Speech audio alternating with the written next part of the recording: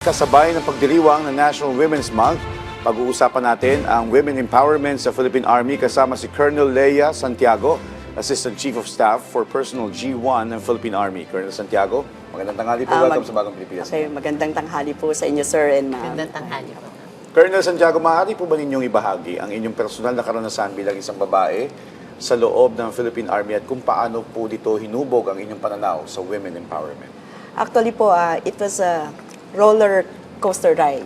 So marami po ang highs and lows, lalo na't kami po ang kauna-unahang babae pumasok sa Philippine Military Academy. So syempre po, 19 years old lang po ako, very young age, and hindi naman po mag-a-adjust yung organization sa mga physical requirement and training.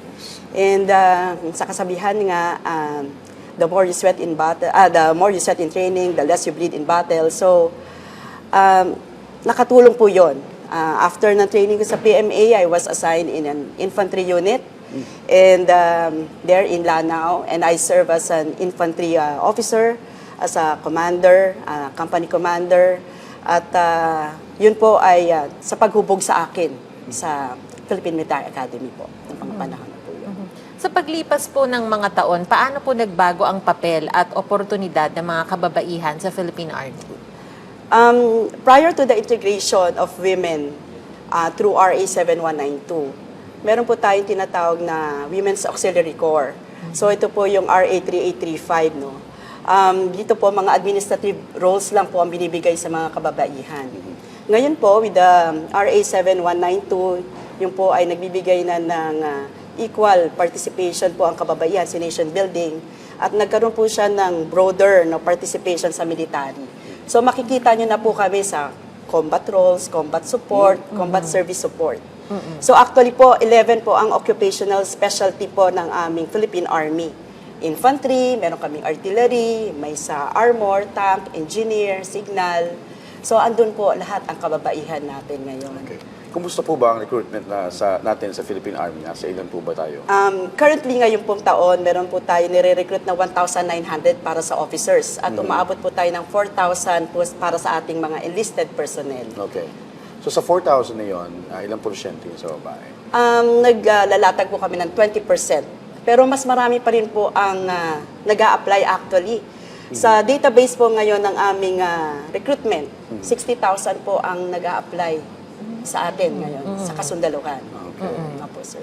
At doon sa 60,000 na yun, paano po nag-excel yung kababaihan in terms of applying?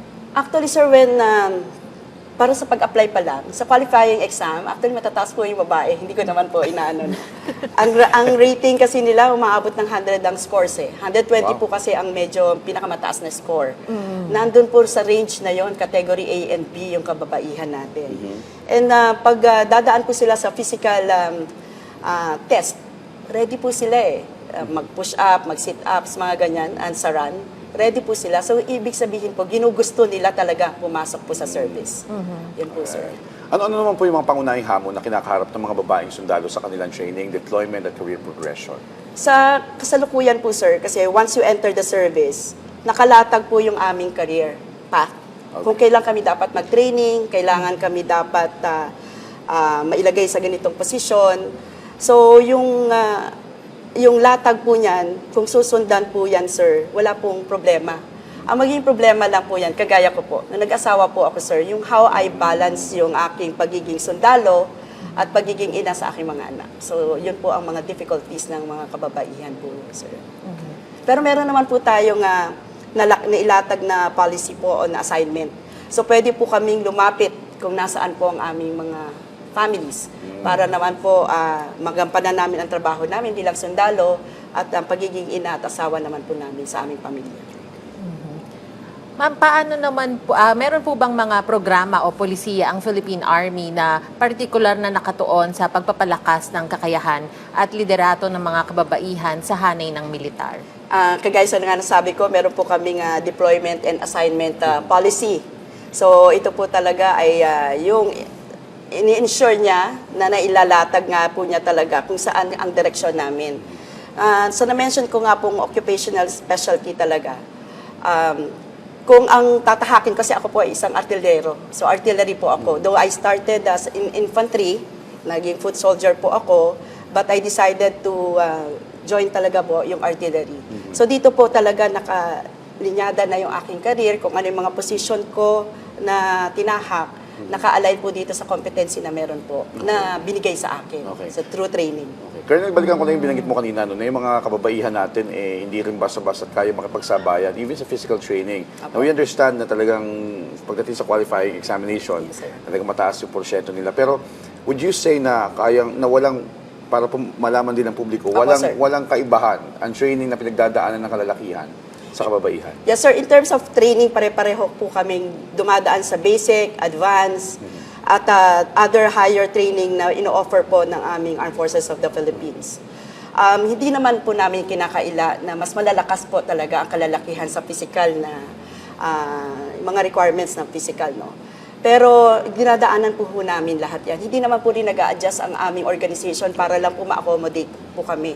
Kasi kung mag-a-adjust po ang organization, ang short change po dito, yung services namin na ibibigay po namin sa ating mga kababayan. Ang Yes, sa ma'am. hiring process, gaano po kalaki yung factor ng qualifying exam? Sir, ma'am, kung hindi ka pumasa kasi sa qualifying exam, you cannot proceed. Yun po yung pinakauna, the qualifying exam. Parang first po. step po First siya. step po talaga siya po, ma'am. Then afterwards, physical medical examination po, sisiguraduhin na physically healthy and fit ka po to serve. Kasi kakailanganin po talaga natin yun, no? Then afterwards po ay, yun na, magkakaroon po tayo ng physical test. Ayun na yung mga takbo, may Yes. mga push-ups, may mga sit-ups. Then, yun po ang mga parameters na sineset po natin sa pagtanggap ng ating mga kasundaluhan. Okay. In terms of, speaking of physical requirements, sa inyo pong observation, sa tingin niyo po, bakit po kaya nakakasabay itong mga kababaihan natin in terms of physical examination? I've been in the service for 33 years already. Okay. Ang nakita ko po dito sa hanay ng mga kasundaluhan ng mga babae dito sa Philippine Army, pag ginusto po namin, ginugusto po talaga namin.